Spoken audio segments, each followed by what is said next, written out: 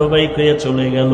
কিছুদিন পর হঠাৎ বড় ভাই খবর আসছে পাশের গ্রামের মধ্যে একজন বুজুর্গ আল্লাহওয়ালা মাঝে মাঝে আসে, 2-3 দিন থাইকা এলাকাবাসীরে নিয়ে দোয়া কইরা বাড়ি চলে যায়।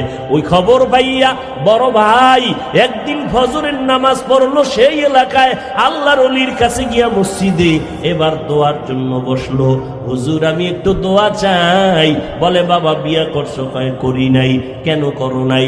বলে হুজুর আমার মনের মতো কোনো মেয়ে পাই না। বলে কেমন মেয়ে চাও? এমন এমন লাইনের গুণের মেয়ে চাই। হুজুর বলে দোয়া করতে থাকি। এমন সময় মসজিদের জানালার বাহির থেকে এক যুবতী মেয়ে সালাম দিয়ে কয় হুজুর আমি এলাকার সন্তান, এই সাত সকালে কেন আসছো মা? বলে আমার বাবা আমার ঘরের বিছানায় অসুস্থ।